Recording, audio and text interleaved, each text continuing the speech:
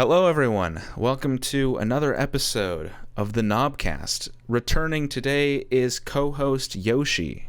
Why don't you say a few words, Yoshi? Hello, my name is Yoshi. Thank you, Yoshi. Okay, so our guest today is none other than DecayToDeath, Jen. Hi. Would you like to introduce yourself a little bit? Hi. Yeah, I'm Jen. I run Anthony Fantano's Patreon server, which means I'm scamming the guy a little bit. I run a non-profit DIY record label called Broken Camera Records because I hate capitalism, and I am studying to be a doctor. Wow. That's a brief rundown of my what I do. You're officially the most accomplished guest we've had. That is true, but Out it's of, also one? the first guest that you've witnessed. You're also Yoshi. the first guest we've had, yeah. So Cool. You're also the worst guest we've had thus far. That is true, yeah. Yeah, you were literally the shittiest guest that's ever been on the show as of right now. Glad to hear it.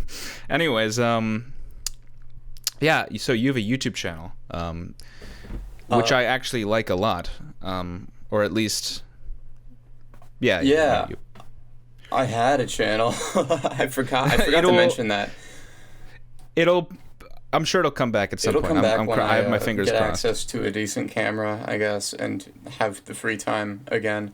I don't know. I had a pretty drastic change in my living situation, and my friend who was doing the videography is now across the country from me. So that's not working out. Yeah, that'll do it. I still talk about music quite a bit, but I do not do it in front of a camera, unfortunately. So That's fine, yeah, you don't.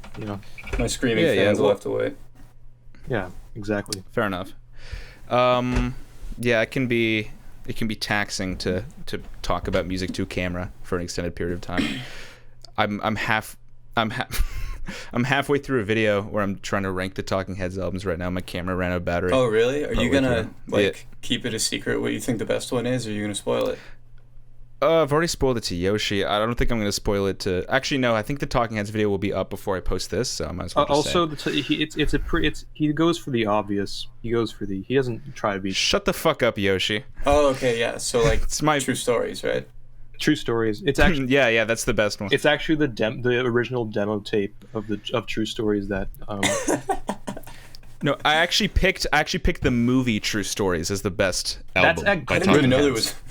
That's a good movie. You should all see it. It's a really integral part of understanding. Yeah, he wears a cowboy hat. Behind It's what awesome. David Byrne does, which most people don't tend to understand. I find I don't really understand it. Do you understand it? I understand everything. I think my favorite But David. is True Lies with Arnold Schwarzenegger. Yeah. That's wasn't that that was the B-sides companion album to True Stories, starring Arnold Schwarzenegger. Right. Jen, what do you think about Will's decision to not include any live albums in the? Shut up. I okay. kind of don't like that decision. Listen, I feel like that kind of cheated. I'm ranking. The whole point is it's a ranking of the studio albums by Talking Heads. It's not a ranking of every album they ever put out. I wanted to make a ranking of their studio albums because I don't want to rank the same songs twice. So if I was including live albums, then I'd be. They're not the same songs though. They're different renditions. Okay, but it's the same. It's the same song. It's just a different version of the song. But I want to avoid that sort of the muddy waters of different versions of the same song. Just keep it to different. I think songs. I kind of agree with you there. It'd be a little unfair because, if you're imagining doing I don't know, Fishmans or something, and it's how do you stack up Long Season against a 2.5 hour performance that features Long Season as part of it? Yeah, but that's my point, right? That's that record's their definitive statement. It kind of feels like an incomplete ranked without it. Well, the example I used It's a trump card. On Yoshi, my trump card on Yoshi was what if I was ranking Queen? Should I include the 5,000 live Queen albums that are all the exact same, where they perform the songs in the same way as? Response to that is no, because not all of their live albums are an indispensable part of their canon. Okay, but then the distinction gets all like muddy and arbitrary when for some bands you include the live albums and you don't for other bands. You can use your discretion, I find. But it's unfair if you pick the good live albums. Not to do it this time. I mean, there's got that's discretion. I mean, I'm not for sure, but there's other Talking Heads live albums besides the two big ones, right? Yeah.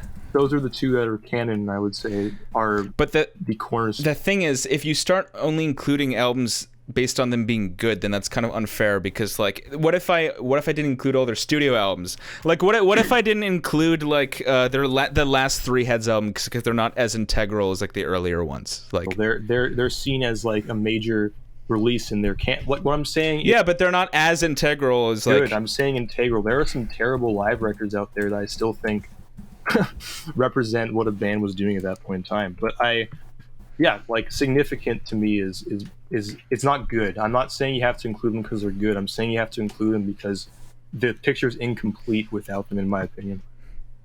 You could make like a disclaimer or something at the beginning and make a note of that and be like, obviously these are really good records, but it would just be really hard to draw a distinction of what counts.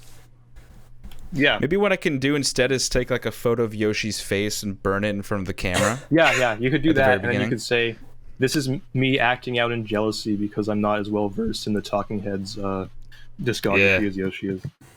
Yeah, actually, you might have to, if you're doing a lot of the editing here, you're going to have to probably edit out a lot of me sipping my drink and eating my dinner.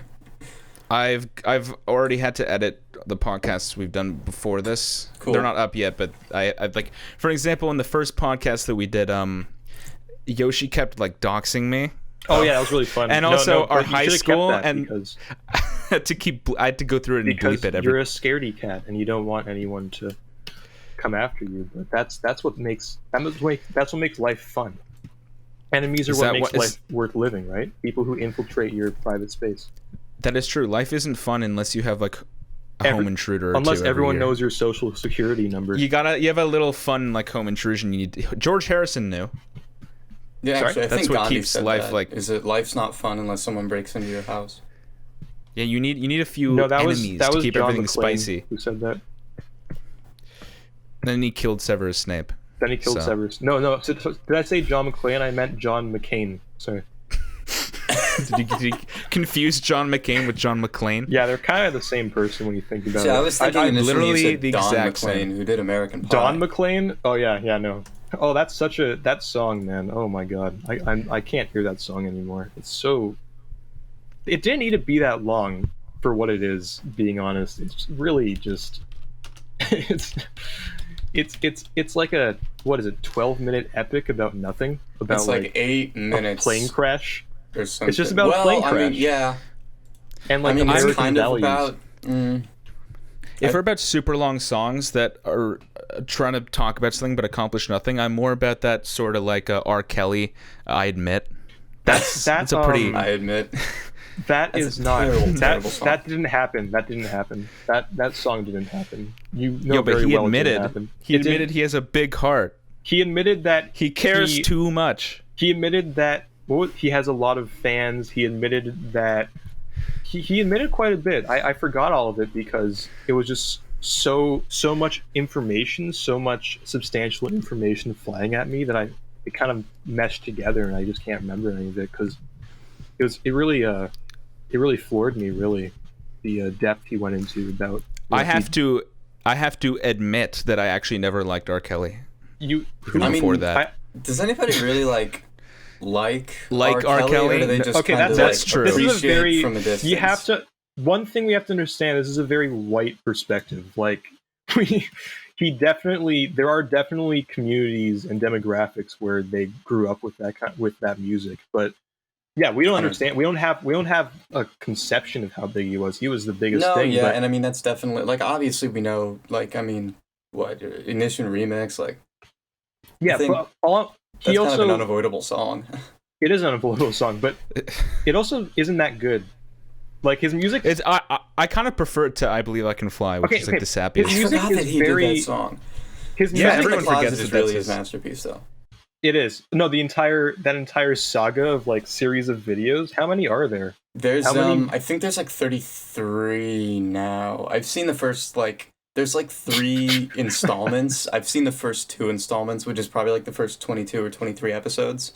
I haven't seen the rest of it because it just keeps getting so sidetracked. But that original run, I mean, look, R. Kelly's a terrible person, and obviously I watched like on YouTube or whatever, you know, like I'm sure he's not really seeing any kind of benefit from this, but I definitely highly recommend get some friends together and watch Trapped in the Closet. It's especially funny if they have no idea what it is, because I just sat down my friend once in college and was like, we're gonna watch this, like it's just a music video, and then it just kept going and going, and he was just like so enthralled with it.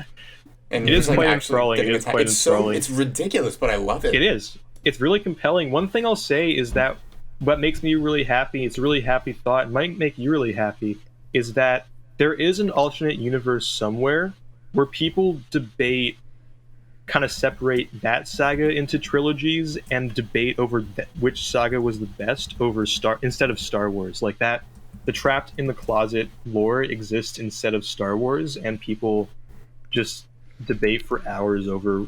And like Disney bought Trapped in the Closet and made like a new Trapped in the Closet like people are like, trilogy. Oh my god, Trapped in the Closet 14. That's probably why they made the 3rd installment, was because Disney bought them. And they were like, exactly. This is perfect. Yeah, that's like the 3rd Star Wars trilogy. That's exactly what it is. I think if they put out a 4th one, that would distract everybody from the 3rd Star Wars trilogy being so underwhelming. It would also have to happen in jail. That is true. Well, I mean, who was it? Was it Bobby Shmurda who was recording lines? Bobby Shmurda recorded lines over the phone. Yeah. 6ix9ine recorded some stuff. Yeah, 6ix9ine did that too. And I mean, what's really cool is that Bobby Shmurda was supposed to come out this year, but now he's not, right? Like now they extended it again. They really don't want society to advance. There's only one thing that's ever been made that can top Trapped in the Closet. This is another R. Kelly masterpiece, and this is actually the most uncomfortable song ever written. That being Oh my god, no, Will, don't bring it up. It's not an R. Kelly song. It's not an R. Kelly song. It's a Michael Jackson song. It's written by R. Kelly. You Are Not Alone. Yes, You Are Not Alone. The song written by R. Kelly and performed by Michael Jackson. Dedicated to Aaliyah, who was R. Kelly's bride at that point in time. It was like 13 also 16 or some shit. Yeah, that's exactly. the most unlistenable song. It is the most ever been song that's ever been made. It is. It's a reprehensible piece of music. It's terrible. Okay, speaking of which, I actually want to bring this up because I don't know how much I'm about to show my true colors a little bit here, but I don't know how much you guys were like in the early 2010s following like the brony scene or whatever of, you know, the show or the music or whatever. I was into it when I was in like middle school. Huh? Which scene? Like My Little Pony and all that. Gotcha. In like middle school, I was into it, and then I kind of fell out of it. But I remember a lot of the musicians continued to be active, and then eventually became like, like quote unquote real musicians. And just like 2 or 3 days ago, Omni, who was Omni Pony, got outed as like having groomed a bunch of kids on Discord. It's like, what the fuck? That's This is somebody who was like so he was he just got kicked out, but he was a member of Six Impala. Jesus. And I guess they're 5 Impala now, but that was really fucked up because like he put out an EP this year that I thought was really, really good, and I'm obviously never gonna fucking go back to that or whatever. But yeah, that's kind of sucks because it seemed like he was kind of fucked up. Yeah, coming back. It's like, why? That's not good. Why are people so horrible? I've been wondering that recently because just the sheer like the scope, we had no idea prior to like 2016 how many people are just 2016 terrible. Is when we realized that like legitimately like 3/5 or more, maybe 2/5 of all celebrities are like Satan. 3/5, but like even past celebrities, like you're just realizing who did what. It's like, oh my god, how hard is it to not be terrible? It's not. That's kind of what That's a little bit of what I felt like when I found out that Amir Van did all this like shady shit. Because I really like Brockhampton, honestly. Same here, and it's. I mean, I'm in the minority that thinks that they actually made their best music after he left. Don't mad me at that. Yeah, I do. Like, I think it's their most joyous. I think it's their you're a Sugar era fan. Ginger. I love that record. I love that record so much. It's so catchy. I think it's so underrated. poppy. It is good. It's their catchiest stuff, in my opinion, and I But really, you, really you like. prefer it to the Saturation trilogy? I do, because Amir ruins it for me now. It just, but also Amir's not that good. He was never that good. I'm now realizing He was never how the best. dry he was. Like how Kevin Abstract is one of the strongest. No, from the but group, like in my Amir's the only one who I feel is truly one-dimensional going back, and I really feel like the way they tackled his situation on Ginger really made the record for me. It's just, anyway, I'm in the minority there. Anyway, what I'm saying is, yeah, that was really shocking when that happened, and his recent output, like Amir's EPs or whatever, and his recent songs, oh my goodness. Who's letting him make that music? Himself? Who gave him a microphone? Who gave him an audio interface? It's really sad. Brockhampton makes me sad to think about for two reasons, that being one of them. The other, when I had tickets to go see Brockhampton, and then I got the flu, and I couldn't go. Oh, that's classic. And I was supposed to go with you. You were, I forgot. I was like, wait, I went to see them. Oh, you were supposed to be there. Oh, that's crazy.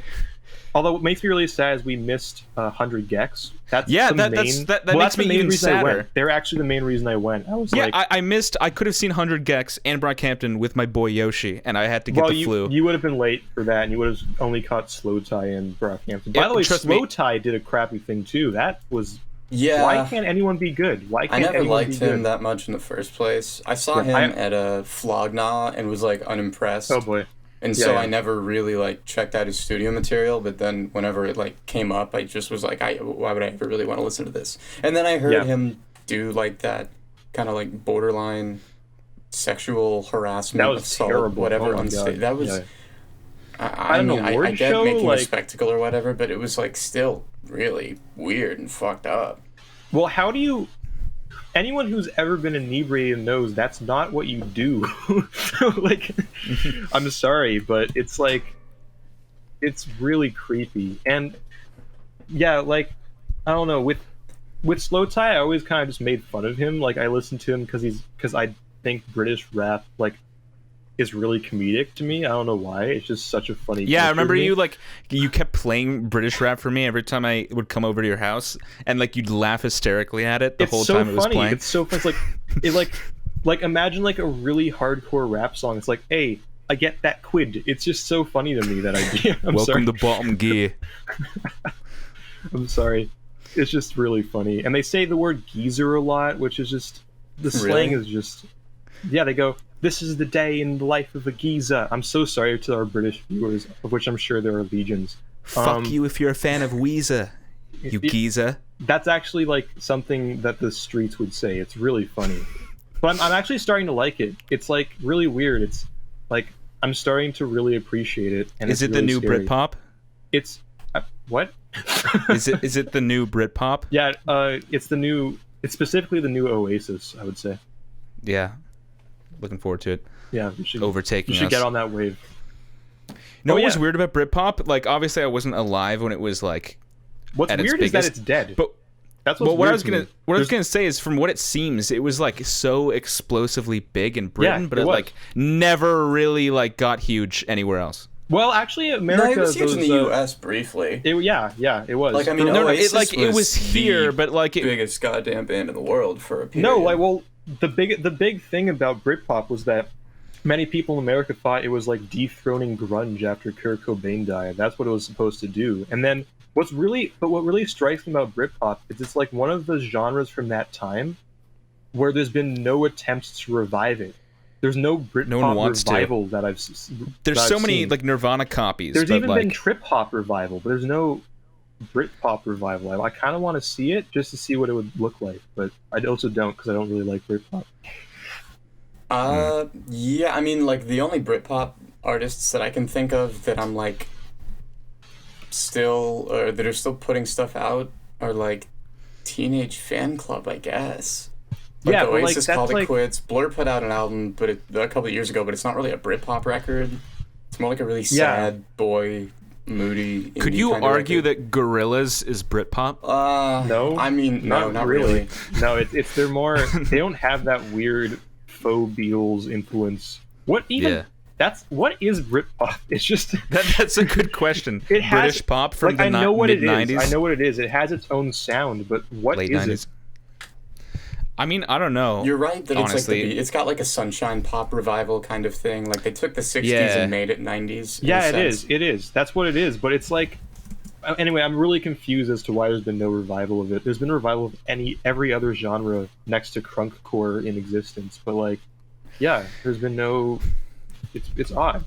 I mean, it's On not the odd because it sucks, but it's odd. On the topic of Oasis, have you guys heard the funniest audio recording to ever be recorded of like Noel and Liam Gallagher like having the stupidest argument with each other for like 20 minutes? God. We're like, I actually don't like- remember. I don't I've heard even a lot of remember arguments which is. between the two of them, so I might have. There's a part Yeah, where they're it's both terrible. just It's shouting the unlistenable. exact same thing at each other. Like Liam is like, "You think you're John Lennon? You think you're John Lennon? You think you're John Lennon?" Like over and over again. Is that and a then, real argument they had?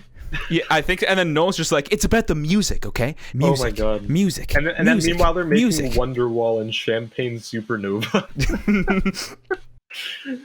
Oh man. So the one big Britpop record or like band that I'll totally defend to my grave is Manson. Pulp? Not Marilyn Oh, Manson, but Mansun. Have you guys heard of him? I've not actually. I have heard of them, but it's one of those things that have been brought up in passing for me. They're like they never really were huge in the US, but they were kind of, course. they had like some hits in the UK, but their I remember they had a their number first two album, records are did both they? really great, but their second record in particular is like, it's one of my favorite albums ever. Isn't it really counterintuitive in its name? Is it called like 3 or like it's not called 2, It's called but it's called a 6. number. Oh, that's really good. Yeah, it's like progressive Britpop. It kind of if you listen to it, and you're gonna think I'm crazy by saying this, but if you like the first couple Mars Volta records, it totally sounds like it could have been a huge influence on that. It's got that same kind of vibe to it. Yeah. No, I'm not a Mars Volta guy, but I'll still check it out. I still will because I'm very interested in delving more into the Britpop culture because it really fascinates me. It seems like something that's just so It's an odd time isolated in in music. a time, in like a 4-year time frame, and it died about as fast as it started. So I'm like really fascinated by it. This Yeah, glitzy 90 version of the 60s that didn't last for It's- like It was, any time it was at like all. a little bit more cynical, kind of. Yeah, Yes. I really like Pulp though. They're an exception for me. I don't know what differentiates them for me, but They're underrated. Like everyone talks about Blur or Oasis, but like Pulp gets shafted. well, they're seen as like Oh. part of the quote unquote, and I hate saying this, but big 4 of Britpop with Suede in them. But it's like, I don't know, like there's something That's a about weird like big 4 choice. this is Yeah. hardcore. Well, they're the big 4. Like, there's a grunge big 4 because people think they're the most influential. There's a thrash big 4. There's a black big 4. But like, Britpop big 4 is the big 4 because they're the only 4 bands anyone knows exists. Like, you know, it's like That is true. I guess the Verve were Britpop as well. Oh yeah, no, Verve. Yeah, but they actually, got totally they're good too. They're Yeah, but they um, got completely screwed over by like Keith Richards and Mick Jagger. Yeah, like, well, very yeah, quickly. But that wasn't even their Britpop phase. Like, there are Britpop purists out there, which I find really funny. Who are like, Imagine being a "Dude." Britpop purist. But they're like, urban hymns is not Britpop. Northern soul is Britpop, man. That's that real. Where are they even from? Manchester sound? What is that? I don't know. I don't want to be mean to the Verb, but I don't think anyone on the planet has heard any other album of theirs except Urban Hymns. That is They're- not no, true, they're- and I will that's tell not you, true. People their like it. first People like album it. is like a shoegaze classic. It goes on like all It those is, like it is. I think it was It on is. the haven't- Pitchfork like best 50 shoegaze records or whatever. But that was the first album I heard of theirs because I was delving into shoegaze, and I was like, oh my Really? god, it's the same guys who did like fucking Bittersweet Symphony. Yeah, no, it's really cool. Yeah. I never hear anyone ever mention like anything else except that. No, one Storm album by in them that Heaven's had- really nice. It's just Yeah, that's that it. Storm in Heaven. that's really That good. Right? genuinely is a really good record. Yeah, no, I went through my shoegaze And their first month-long EP is shoegaze self-titled is dive. the Yeah. same stuff. Yeah, they were on the way. They were somewhere along the road. I encountered Storm in Heaven. I was pleasantly surprised that it didn't sound anything like I thought it would. But I will admit I like Urban Hymns, just not as much. Right. That was just a band that I like completely Do forgot I have clearance to add you on Rate Your Music because you just supplied it? Yeah. All right, we'll do. Why would you not have Yeah, clearance? I don't know. You can have me on. Some fucking people are just everything. really I'm DecayToDeath on pretty much every platform. Okay, but like some people are really protective of their Rate Your Music because it's really bad, and like you can't change your name. So I'm just wondering. Just You in case. can Sorry. if you pay. For a small fee. Actually, I had to change my name on Last FM. Like, I had to cough up $3 to do it. Oh yeah, that's terrible. It's pay to change your name. You're 127. That's fascinating. I'm surprised you didn't say it out of the gate. Mm-hmm. Yeah. Damn. Speaking of being protective over your domain, this is a segue into something I have to ask both of you, and that's: are you aware of the recent news that Chance the Rapper is being sued by his ex-manager for millions and millions of dollars? No. Oh my what? goodness. When was Wait, this you didn't know that? on? This is quite recent, but basically, Chance. Okay, I'm gonna tell you guys a fun little story about an album called The Big Day. No, I don't need to hear that from you again. That's okay. Okay, so Just get on with it. apparently Chance suddenly he had an agreement with his manager that he would pay him like I think it was about like 15% God, you have a lot of all the money he made, and basically their relationship was pretty good until one day in I think February, like shortly before his wedding, he just suddenly announced that he would before the big day. Before the big day, yes. Right. He announced that there would be another big day coming up in July when he'd be releasing an album, and he hadn't like cleared this with. That's some wordplay right there. He hadn't cleared this with his manager or like anyone, or even started on a single song. And also, he had his wedding and his honeymoon coming up, which was gonna take some time. And he still had like an album planned for quite shortly after that, relative to how long it takes to make an album. Especially since this was supposed to be his like big debut album, Right. So anyways, Big day. Apparently, according to his manager, when they were recording the album, he didn't have like any ideas, so they had some of the most unproductive sessions that like Chance had ever had, which was especially bad considering that they were running out of time to finish the album, and Chance didn't want to move the date it was going to come out.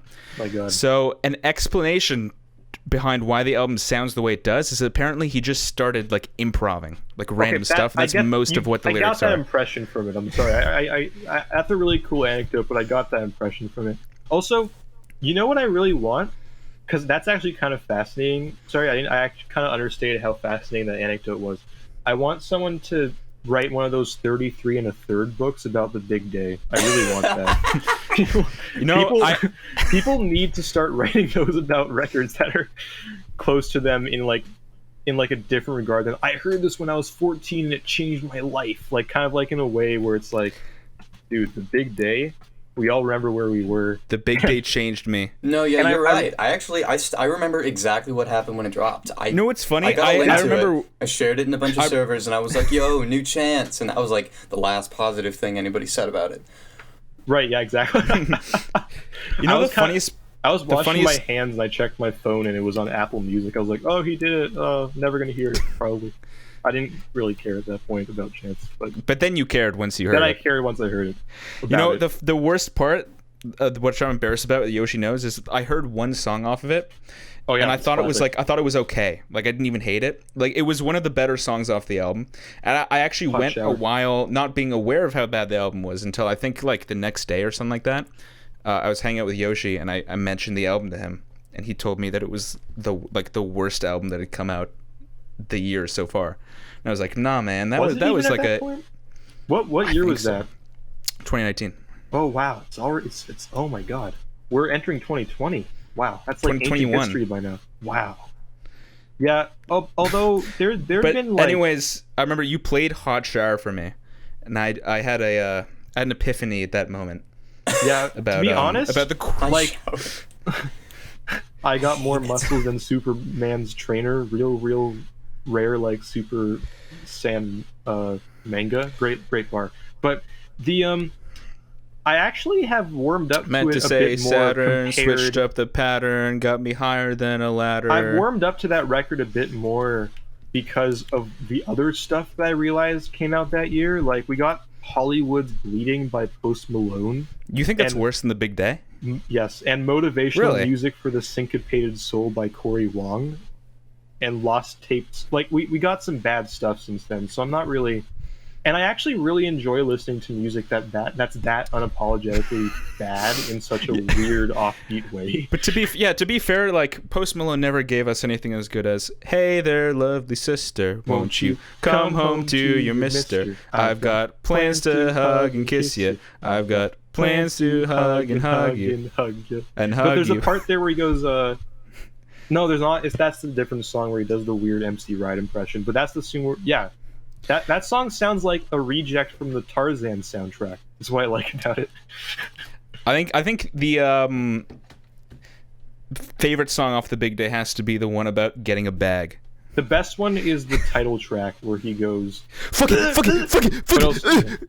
It's such a... Yeah, that's the only love one that album. besides like Hot Shower that I can specifically remember at all is the one with Shawn Mendes, because it's so jarring. Oh yeah, it is really weird. That's a really weird track. It is a really weird track, and I think you actually, like, I just had an epiphany there whenever you were explaining the process behind the album, and like, it makes perfect sense why it turned out the way it did. But what I don't understand is, why did he seem to take it so personally when people didn't like it? Yeah, he tweeted knew that he was just making shit up in the last couple minutes, you know? Well, because he's so used to being the darling of the industry and of the kids, and he's just... He'd been away for so long, he kind of lost touch of, like, in terms of how people actually perceive him. Because at some point between Coloring Book and The Big Day, people started, like, dismissing his music as a whole and calling him an industry plant. And I guess he was late to that boat because he kind of just realized that, maybe he's not as ubiquitous as he was in, like, 4 years ago or whatever. And he's been one of the worst at taking criticism in the industry, and that became clear around Coloring Book when he he blackmailed Pitchfork into not posting a negative review or something. And that was an album that people generally liked. Yeah, like he prevented a negative review from going up. I don't know how he did it. He has. Did he threaten all advertisers? The industry. He is an industry plant. How? He's independent. Like his dad manages him now after the thing with his ex-manager. I don't understand saying industry plant and then that invalidates someone's entire career. Like, it's one of the worst things you could call someone from the on the internet at this point. I guess, of an independent musician. Yeah, if you're, I think if you like try to brand yourself as being independent, then it invalidates it. Yeah, it's cosplay. But if you never do, then it doesn't bother me too much. I might just kind of shrug it off. People start calling the one Billie big one Eilish for me that's super weird is that people say that about Black Midi. Is that there's a whole wait, what? There's a whole that can't be real. Thing that Black Midi is industry plants. Really? But to me, even if that was the case, I still think they're making some of the best and most exciting music in rock. Well, they are, and like. Who? Black Country New Road, and obviously Black Country New Road is like, first off, like incredible. Oh yeah, them. Second off, they've got I think she's the keyboardist is Tyler Hyde, who's like the kid of, I can't remember. I'm gonna have to look it up. Yeah, but they have somebody who's like pretty reasonably in the in the industry already. They have an in, but like that's a thing, right? Like that's how it works. Like you can't. Black Midi, with the sound they have, would not be as big as they are without connections. I don't understand why people fault people for just doing it right. Like I don't understand it. How many people have been accused at some point of being an industry plant? Like the first many. The first time I ever heard about Clairo was when she was being accused of being an industry plant. Yeah, same here actually. Oh, okay. That's really funny. Tyler and then I realized her music's really good. She's the daughter of Carl Hyde from Underworld, who are super influential, house, trance, techno. Yeah. But who calls Billie Eilish an industry plant? That's just what? Yeah, her brother produces all her stuff. She's the biggest artist in music. Like what do you mean industry plant? Like she doesn't sell herself. It's like it's so odd to me. Like I'm gonna be honest, I do lost like all its meaning. I do like how Billie Eilish's songs are like how they sound a lot. No, of course she's a great artist. It's quite damn unique. Yeah, she is, honestly. But Like, I don't like her lyrics, but like, she's not an industry plant. That's just like, me. I don't know what that she's even not. means anymore. Is my main point. But like, something I've wondered my whole life: how the hell did Chance manage to pull off being like bigger than many signed artists, having ads at the Super Bowl, whilst being independent? How the fuck did he pull that off? He pulled it off because he wasn't actually independent. That's how he pulled it off. I mean, yeah, I feel like he sort of masquerades the label of independent, but he he's is not an industry technically. plant. He's the definition of it, but it's just. I mean, it's yeah, so you gotta weird. like.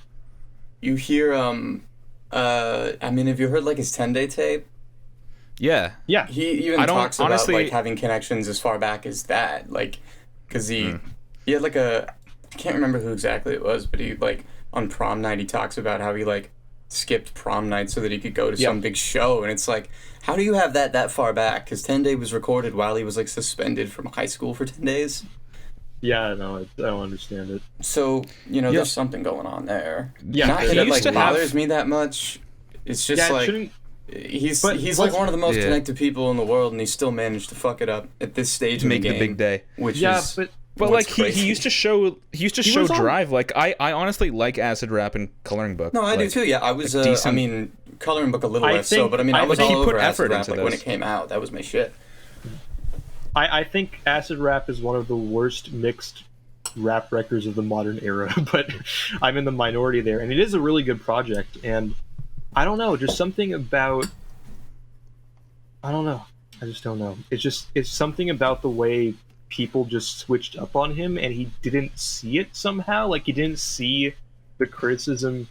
Hey, honestly, I think if The Big Day was classified as a free improvisation record, people would like it more. Well, like I was actually improvisational rap. What's funny about The Big Day is that on Christmas when I was with my family, I thought it'd be funny to tell them about The Big Day, and because none of them knew about it, and like play for them certain lines from it, because I thought it'd give them a laugh, which it did. No, it doesn't. But it's one of the most impressive stories of someone who used to be like incredibly respected, like the darling of the industry, in such a short amount of time to have their reputation just completely inverted on itself. Like, for example, at least the Clash have an excuse for putting out Cut the Crap. Like, that's another really fast example, but their band was splintering at that point, right? But like he made 10-day pretty quickly, and I mean there are things on the album that do sound kind of rushed and not professional, but like the difference is there's like effort put into 10-day on like 10-day is different because it's like an underdog story. Because instead of being a big day, it's just a 10-day. Like for me, J. Cole. Sorry for bringing him up, but J. Cole, his earlier mixtapes, when I really like, they have a different charm than his major label music for me, because like he seems less genuine now. Like suddenly that like weird earnesty just doesn't feel real to me, and it greatly impacts how I feel about the rest of his music. And it's kind of unfair to him because of course he got signed, and of course Chance the Rapper got more successful, but just something about his earlier music has more of that homemade charm to it than Big Day just being terrible. Yeah. Well, and also anyways, homemade. I never actually finished the story with the manager, so I'll just wrap it up super quickly. What happened is basically The Big Day like failed legendarily. Yes. Like his tour sold worse than any of the worst possible predictions. Like he had to cancel the tour because it sold so badly. And then Chance blamed his manager. Even though his manager told him the whole time was like, dude, what the fuck are you doing? Why are you releasing an album in July when you haven't even started on it? And it's like it's coming out in like 3 days, and like you haven't, like, dude, what are you doing? But Chance like blamed it on a lack of advertising and like just missteps that his manager caused in the production. That is why Big Day was bad, because there weren't enough ads. Yeah, if there were like ads that like showed off like I'm a little LeBron, like that's a killer line that would have sold the whole tour. I think if a corporation had told me to listen to it, I would have given it a better score. I would. If that line was patented by Anthony Fantano would have given it a 10. Like, if Disney had told him to listen to it. Yeah, in fact, if the CD on the cover, the album cover, if it had Mickey Mouse ears on it, then it would be a better album. Yeah, because you try to put it in your CD player and it wouldn't spin because there's 2 giant Mickey Mouse ears preventing it, so you can't listen to So it. you can't actually hear it. Yeah, that's what make it better. But like, okay, Or if it was the actual CD he's holding on the cover with like diamonds on it, and you put it in your CD player and it explodes because there's diamonds on it, I that think would also like be superior. On the real, like completely, it's. I have no sympathy really for that situation because he fucked it up completely himself. Oh no, he screwed other people over and blamed other people. Screw other people over, you've got every opportunity in the world and then you just squander it so completely and utterly. Yeah, I can't think of a bigger failure. Like, just on the fault of one like person. How far the drop was in recent memory. Well, yeah, you can't feel bad for him because he just burns all these bridges as soon as someone doesn't like his music. Yeah, have you seen how he years and years and years on his debut album, and he's in such a good position because he's beloved and a household name, and also still, to some crazy outsiders, operates under the guise of being independent. Yeah, he was somehow everything. he was one of the biggest names in rap, and he hadn't even dropped an album. Yeah, I can't That's imagine incredibly anyone impressive. in recent memory who was in a better position and then he squandered it. So yeah, But have you feel pity for him. seen how he like responds to fans who even slightly criticize anything? I like looked at all those- one person those just Twitter said that like they confrontations. questioned they didn't even say that they hated the Big Day. They just sort of questioned it, And then he he said- responded then with eat a dick. Yeah, eat a dick. That's what he said. And then he just keeps saying He's it like a loving really Christian bad boy. troll. Like he keeps trying to bait these fans and try and act like he's above them, despite the fact that he's using like 13-year-old tactics. It's like, Well, he used 13-year-old tactics to make the Big Day, so I guess that's it's true. kind of I guess it's That's true, true. yeah. But it's so pathetic how far he's fallen and how me and him Yeah. don't exist in the same. I thought he met world. Kanye doesn't West. He feel was like. never gonna fail. Yeah, but Like, what happened? Did he Yeah. unmeet Kanye West? man, there's something about Kanye West proteges that just, to me, they all kind of fizzled out, in my opinion, at the same time. All of them? All of them, just Isn't like is, in the last is 2 years. Cudi I just technically lost Cudi's respect for technically a them. Kanye protege, isn't he? Sorry? Oh wait, but you don't like the new Cudi album. So. Oh, I think this is his worst material, and I think it's one of because the worst. you think falling this off you in think it's general. worse than Speeding Bullet to Heaven somehow. Way which- worse. That has personality. I don't that get has you on that. charm. That I has don't- like identity. It sounds like its own thing. It's more unique. I'll give you that, but like, But it's also more engaging. It's just my ears perk up more. Speeding Bullet actually has good songs on it. It's different. It's just a different. It's just, how can someone as lovable as Cudi release that? It makes no sense. And then Travis Scott recently has been on a roll of like just awful music. It's just, how did all of, and then wait a minute, Kanye West fell off in the last 2 years. Well, Something's yeah. happening. Something's happening. They But all his- fell off at his- the same time. his Wyoming sessions were so good, in my opinion. Kanye. No, they It's weren't. Like, dude, They Kids That weren't. Ghost and Ye came out of You the don't think Wyoming that- session. yeah, I mean, but you know don't what think, else like, came at out? least You know what else came Daytona? out? You know what else Daytona came also out? came out of the Wyoming sessions, yes, dude. yes, but so did Nasir. He produced Nasir. Those Okay, beats but are the that's- worst that doesn't I've ever heard. invalidate- Pretty good. That doesn't Nas was invalidate not the. good, but the It beats does. Those were the worst of like a major producer I've ever heard. They're terrible. Have you heard "Cop Shot the Kid"? Oh my Yes, god! I have, but like, How okay, do but we, how did we not see his falling off coming a mile away when he made that song? It's just baffling to me. I saw it coming just because I knew that he was, kind of spiraling. I was surprised that Oh, yeah, he Ye was at least had a spiraling. couple But I mean, to be decent fair, he's been songs on spiraling it. since 2009. Like, he's Yeah. been spiraling for a long time. Well, yeah, but like, I know that he has the support system and he has the ability to like make his He managed to neuroses turn spiraling great into music. like an aesthetic. But now he's doing this Bob Dylan thing, and now he's awful. I think that he could possibly bring it back with No, Kanye. well, right, because Bob Dylan went through his Christian phase, and then he went back. He went out the other side. Okay, he released "Time Out of Mind," so maybe. When did Joker Yeah, he's come gonna out? grow Was out that of it. before or after his Christian phase? That was the '80s, so that was after. Okay. Infidels is actually that marks the end of his Christian phase. That was the first thing he made. Yeah. Oh shit! I keep forgetting. Okay, I keep forgetting to say the very last thing that happened in the Chance drama. So I'm going to say it really quick, and then Okay. Do it. we're done. Okay. So what I was going to say is, anyways, he blamed his manager, and basically the agreement he had with his manager to give him 15% of all profits was a verbal agreement. They never signed anything, which is a huge mistake for the manager. No, that's the independent way though. He's an independent That's the artist, independent method. Just trying to make a name for himself using handshakes and verbal. They never had a real contract. It was just oral. So basically, since Chance blamed his manager, he just fired his manager and stopped paying him any money. Severance without pay. He gave him severance without pay. and just put his dad in the position of his new manager. Oh so my God. that's why he's suing him. And he's also his manager shits on the big day like every time he opens his mouth now. Wait, he hates that album. the managers. Well, of course. Oh my God, it's so funny. Yeah. Not only is it a pile of shit, and not only is his name attached to it, so it like scars his resume. Yeah, but also no, now he associates it with being blackballed by Chance the Rapper. So apparently he's actually had trouble finding work despite being Chance's manager from the very beginning of his career, just off how bad The Big Day is. That's how blacklisted that album is. I imagine in everyday life, one of his friends like just mentions that album and he slaps them in the face, just like no.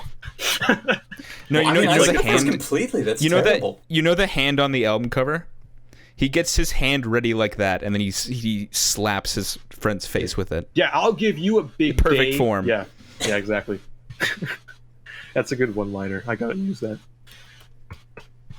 Okay. My favorite one-liner is that Chance is holding his zero that he got from Anthony Fantano on the cover. Yeah, that's my favorite one. Can I detour this and ask what you guys' like favorite records this year are, since we're coming up on the end of the year? Absolutely. For me, the best record of the year came very recently, and it's by an artist who has released 10 records this year, all of which I love almost equally, but then they outdid themselves, and my favorite record of the year is More Mother and Billy Wood's Brass. I think that is a really, really great record. I thought it was Who Sent You. It was Who Sent You, which is, by the way, a More Mother album, but this barely edged it out for me at the end of the year. And also, actually, something that's actually fighting for Album of the Year for me, Will, and you're not going to like this, I'm joking, it's not Bacardi. Charmed by DJ Sabrina is a really nice late year. I mean, so wait, an album that you consider 10 out of 10 still isn't... It's not long enough. It's not long enough. No, it's just so enjoyable. I love that music. I mean, it is. Yeah, I do love DJ Sabrina. It's just, I can't... Honestly... one of the only artists that I actually listen to on a decently consistent basis that I almost never listen to the albums. I just kind of shuffle it. Huh. Oh, yeah, it's good on shuffle, too. I don't have 3 hours. Yeah, I guess you don't have 3 hours. Or like Making Magic, I don't have 2 hours. Yeah, it's true. But for me, like, my entire top 10 is basically jazz releases, which is why I'm surprised a hip-hop release edged it out at the end. But it's a hip-hop release collaborating with a jazz poet. Yeah, exactly. And she, oh my God, she's the best MC alive. Oh my goodness. I need to listen to the rest of her output from this year, because I've heard very, very good things. I just need to... I mean, I'm not going to be able to listen to it in time for it to make my list or whatever, but obviously I want to hear like Circuit City or whatever. Jen, make Who Sent You by Irreversible Entanglements and Circuit City by More Mother are the two that I would suggest. Okay, yeah. Although the rest are amazing too. I have, like, Irreversible Entanglements has like 20 monthly listeners on Spotify. Sorry, sir? Irreversible Entanglements has like 20 monthly listeners on Spotify or something. And I'm all of them. I'm one of them. I have 20 alternate accounts. Oh, there you go. Damn. But okay, Jen, what's your favorite album of the year? My favorite album, I'm kind of torn. It's a toss-up that I'm not sure. I've got 3 really big favorites. One of them is kind of cheating because it's I don't know. Do you guys know Yellow Swans?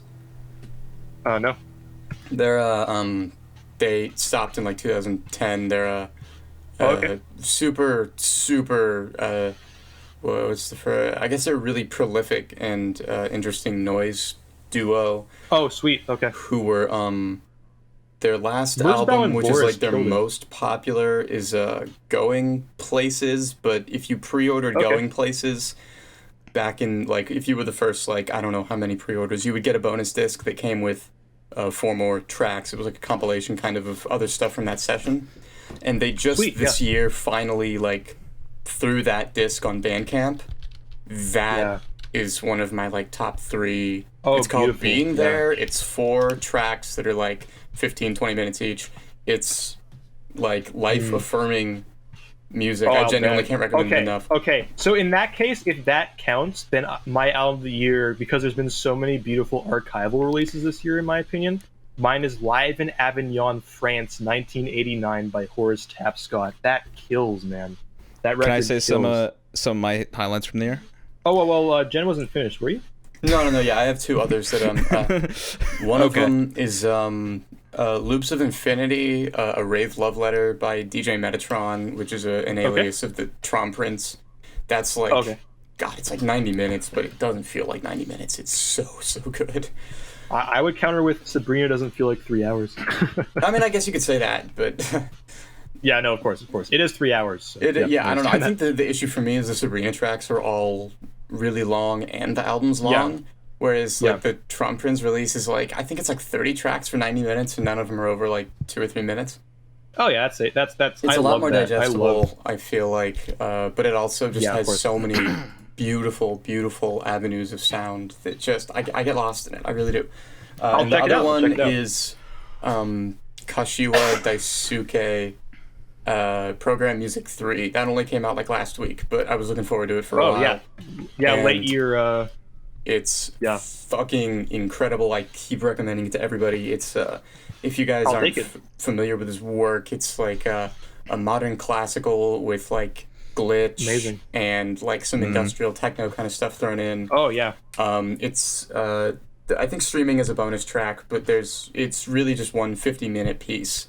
Gotcha. And it just has this like beautiful progression. It's so grandiose, but it's not like cheap explosions in the sky, one of those, crescendo core, whatever the fuck.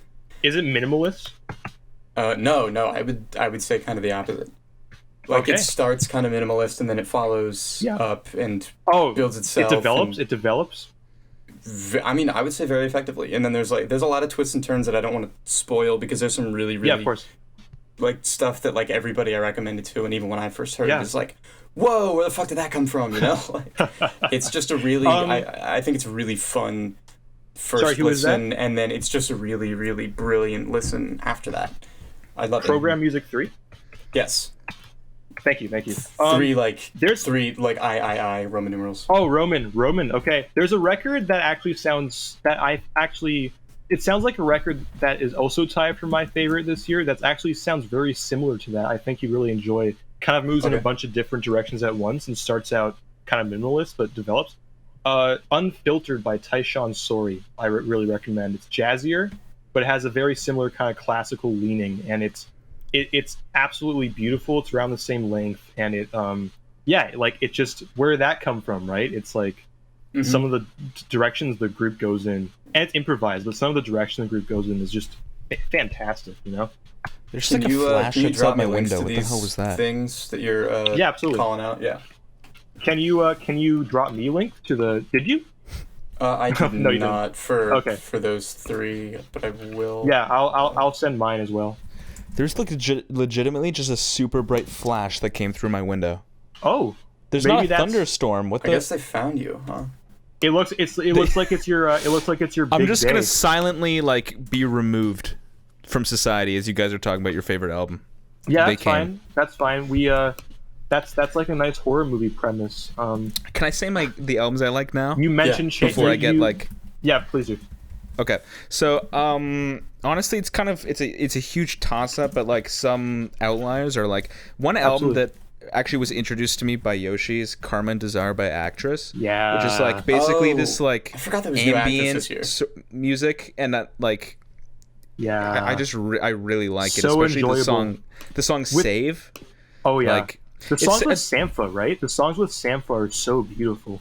Yeah, it's just so atmospheric, but like beautiful. Like it sounds like the music that would play in like a really good like RPG, but like better. Oh, nice. Like you know how like everyone really likes the Undertale soundtrack. This is like better and more, I don't know, serene. I don't know. Gotcha. Well, you've heard it, so.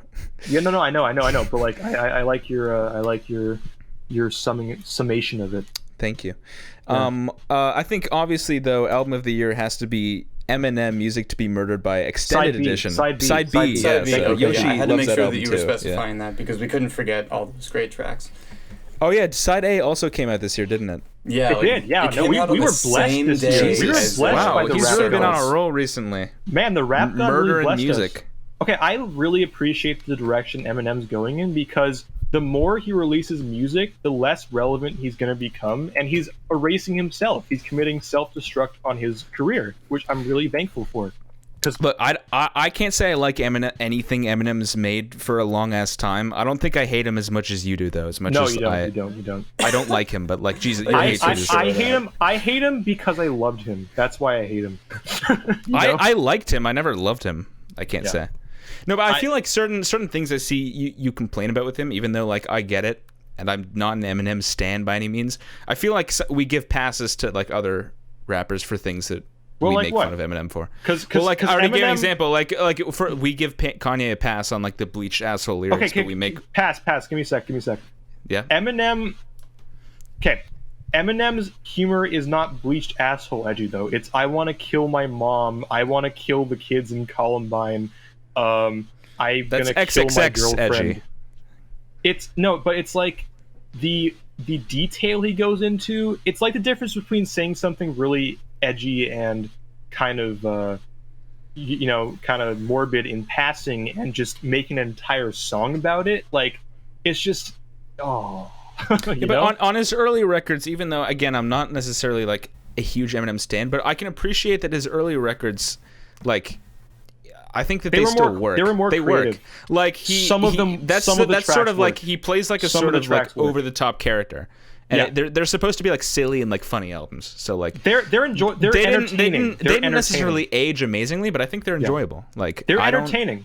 The only thing I'll say is two things have aged terribly about the musical aspect of it to me. First of all, the beats are not good. Second of all, He's never been a beat kind of guy. yeah, but that's half the music. Well, no, but I mean, I know. that's- Honestly, that's to Dre's be fault, honest, isn't it? if I had to pick a song with an amazing, like super memorable beat and like mediocre rapping versus great rapping but like a mediocre forgettable beat, I might actually take the better beat. That's just me though. Well, no, everyone would. It's better music, and that exists a lot of that exists But- today. A lot of people didn't. Most people would probably claim that they prefer the better rapping. No, 'Cause they a don't. lot- I think Eminem Really? fans Because would. like I don't know. Like any Eminem fan acts Yeah, like Eminem what they fans do. matters just is want They the do. spiritual They do, miracle, 'cause they're in lyrical, denial. whatever the fuck. Yeah, Right? they're in denial. Royce to 5'9" fans, Lupe Fiasco circa 2015 fans. But I think Em- David Eminem- Byrne said it best, tying it back to David Byrne. He said that lyrics are like bullshit and they don't matter. they are, and his in particular are purposefully bullshit and don't matter. But I still like his I lyrics. love him. Ironically, I love him. But the second thing about Eminem's music that hasn't aged well is when he insists on singing the chorus, on singing the hook. It sounds terrible. especially in his new records, like they're mixed so weirdly. Like what is he like with he like harmonized himself in a really weird robotic No, way? I don't understand. You know I don't exactly what I'm understand talking about. Why It's he like- persists. I know what you're saying. It's and the worst part is like if you just hired like a singer or if he got a feature from someone who can sing, those parts might actually sound good. But he does Yeah. it himself Just and call up it like, Skylar Grey kills it. Man. She's like 3 times on every record or whatever. My favorite Oh, yeah, instance of Eminem singing when he really shouldn't have is on Mockingbird. him and Lil Wayne, No Love, where they have the Oh God. the what is it, the What Is Love sample that they keep Oh my cutting God. up. It's so that song is really bad. Yeah, it's really bad. Okay, It's well, kind of nothing will ever top that one song off Revival, which is like turds, everybody eat my turds. Yeah. No, his okay, worst yeah, song I mean, is there's that. worst song is the song "Fack." Have you heard that song? No, yeah, that recently? song is. I mean, I feel what like about- that was. what about I gotta give him the- a little bit of respect for the. Have you seen the Genius annotation that he put on it? Man, it's just. It's just something like, "This song is dumb. I was on a lot of Ambien. You do the same thing." But also the song "Insane," man, that's inexcusable. You can't make an excuse for that song. That's disgusting. I remember when everyone thought Kamikaze was like the bomb when it came out. It's kind of worse than Revival, And it's isn't just it? like I was just gonna say it's slightly not as bad as Revival, but like I think he it's worse. disses so many rappers who are like so much better than him right now. I think it it's like worse comes across because as sad. It's better because it's not as long. That's all I could say. It's worse because of the attitude of it. It's worse because because of what he thinks it is. Well, okay, yeah, he's you're not- right. But at least give you that. he admits that Revival is shit on it. Yeah, Give him props for that. Yeah, but that scores more points for Revival to me than Kamikaze because he's self-aware on that one, right? Well, after it at least. Yeah, after it. Yeah, but he hasn't apologized for Kamikaze yet, which makes it worse for me. Well, because it is a kamikaze of his career. No, sadly it wasn't. Sadly it wasn't.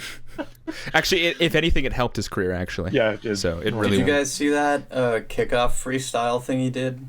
There was like Which thing? 11-minute freestyle. It has some of the worst lines ever. Oh no. I didn't. I'm gonna look it up. I actually the one song that he did about like people who turn to like radicalization, they become shooters, and it had like the Simon and Garfunkel sample. I thought that one was okay. Like of course, surprisingly. it has a Simon Garfunkel sample. That's why you like it. Okay, Well, just because I love Simon and Garfunkel. Okay, Yes. This short clip. Okay, Is I do love is an Simon and Garfunkel, excerpt but listen, it like from that freestyle. This is like one of my favorite Kickoff? videos ever. I love it so much. Okay, give me a sec. Give me a It's sec. like give me a 5 sec. seconds, I'm gonna for our listeners today who don't have time in their day to dedicate to a 11-minute Eminem freestyle. I'm gonna read some lines because these are pretty good. All right, not go for it. Middle I just sent this video. It's like 5-second clip from it. You've gotta. That's the. Play it? Yes. It's fun for me just to grab a boob, plus my peanuts got an attitude. Okay, I'm not Middle Eastern, but I'll make a bitch rock a hijab. damn. Bitch, watch who you talking to like Apple wristwear. Oh, these are good.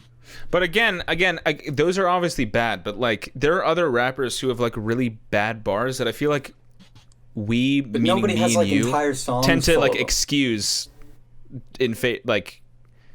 No, I mean, Eminem has I just- songs where it's just that though, and people have this myth where it's like he really puts his words together really well. This album's really bad, but you have to admit he's really talented.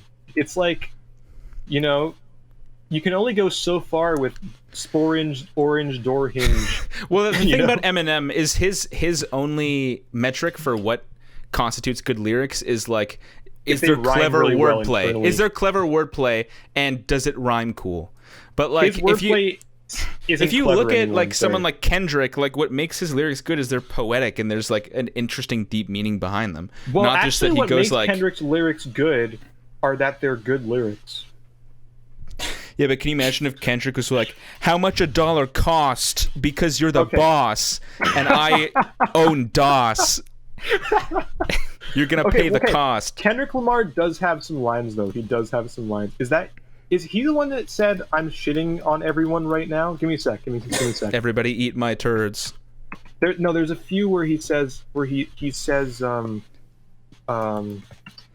I keep talking. I need to find. There's a bunch of lyrics he has about poo that are really bad. As you're trying to find that, I'm gonna quickly say another album from 2020 I liked a lot, which is Windswept Aiden by Ichiko Aoba.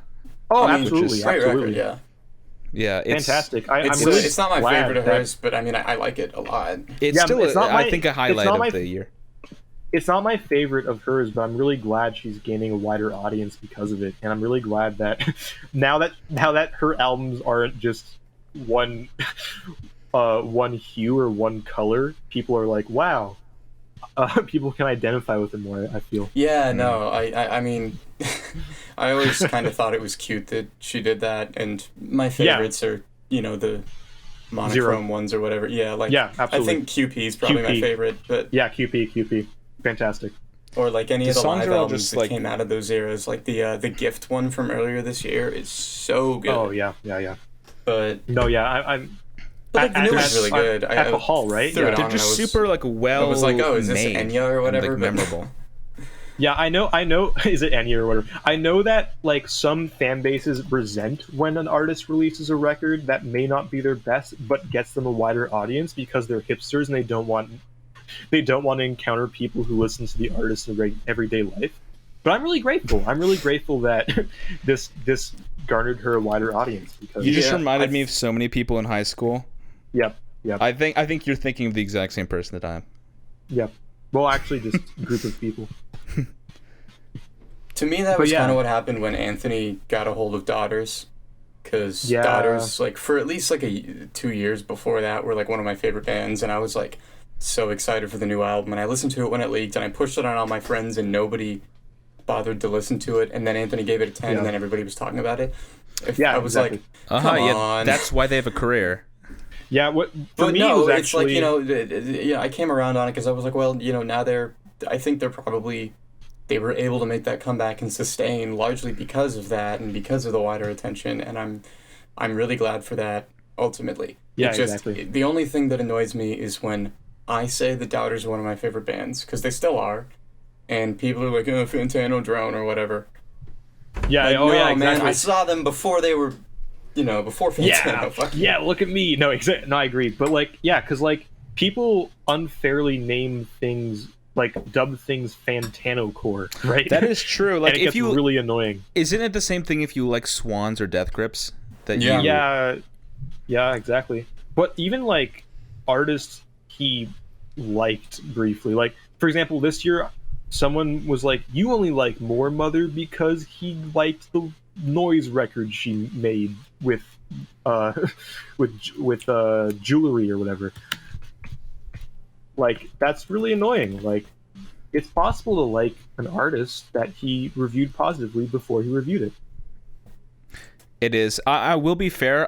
Fantano has turned me on to like a lot of artists that I didn't know about. But that's only natural. I know. There's nothing wrong with that. I don't know why people like think that you're not allowed to find out about an artist through the most famous music critic who's currently working. Well, don't diss the way people find their music. I'm gonna admit, I find a lot of music, like most of the music I find is by word of mouth, but a lot of it's by like Rate Your Music, Pitchfork, even like on occasion, right, and Bandcamp. I've got a Wire subscription, so I'm guilty of like going out of my way to look for weird underground stuff just by reading the Wire. Yeah, honestly, exactly. There's 3 big ways that I get my music. One of them is Fantano. One of them is like recommendations, based on like the kind of stuff I listen to, and one of them is when I can't think of anything, so I message Yoshi. I'm like, "What are albums I should listen to?" And then he sends me a bunch of albums, and I'm like, "Thank you." I sent you the weirdest ones I could think of that I think you could still like too. Like, I really like weird shit a lot. So, but you only really kept to one. I found you only really kept to the actress one. No, I listened to I think a decent amount of them, but that's the one that stood out to me the most. So that I kept listening. That's fair.